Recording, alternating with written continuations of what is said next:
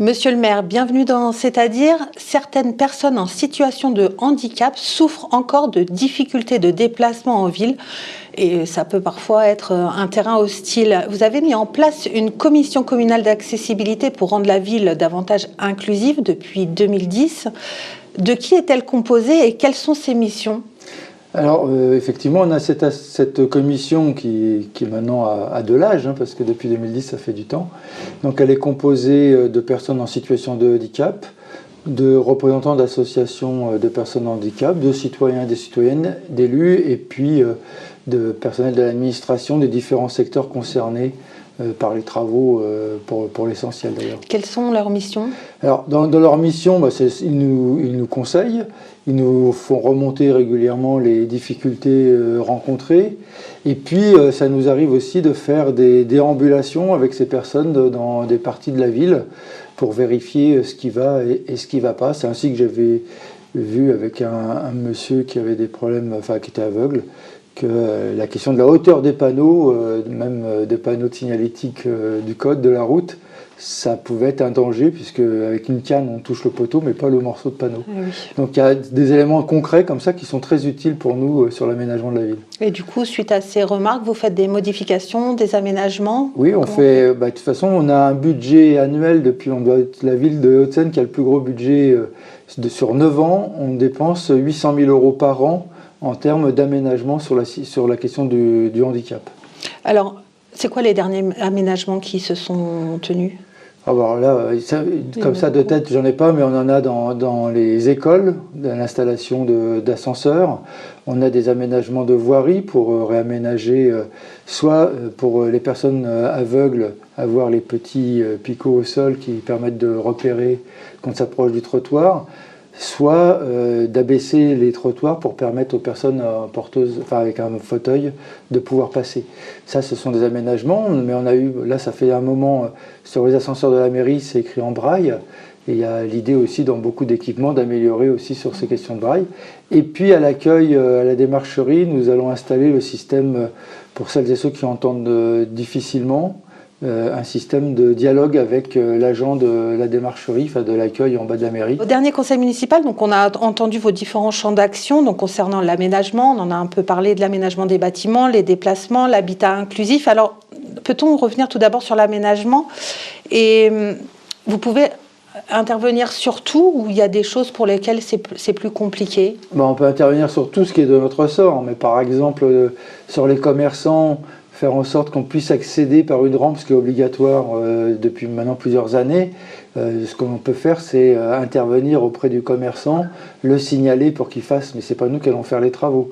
Donc tout ce qui est privé, c'est pas de notre ressort. Ce qui est public, c'est de notre ressort, et on le fait dans le cadre d'un plan pluriannuel, parce qu'après c'est une question de budget aussi. Par exemple, et puis quand on aménage des choses neuves, comme par exemple le Square Mozart, quand on réaménage, on fait en sorte que ce soit accessible pour tous les publics. Justement, qu'est-ce qu'il va y avoir sur le Square Mozart ? Sur le Square Mozart, le réaménagement, c'est de faire en sorte qu'il n'y ait plus ces deux marches pour permettre aux personnes en fauteuil ou avec des difficultés pour marcher d'y être, d'élaguer sur les côtés pour qu'on voit mieux à l'intérieur, parce que la végétation a tellement pris que ça devient quelque chose où on voit difficilement les éléments, et puis de rajouter des aires de jeu aussi accessibles.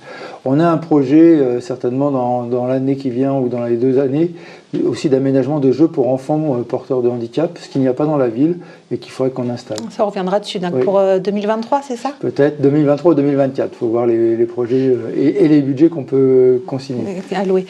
Sur les déplacements en ville, tout à l'heure, vous parliez des poteaux qui étaient trop bas pour certaines personnes. Ça, c'est un des aménagements que vous faites. Quels sont les autres aménagements ? De tête comme ça, j'en ai pas beaucoup. Il y a faire en sorte qu'on puisse diminuer bien l'emplacement des piétons.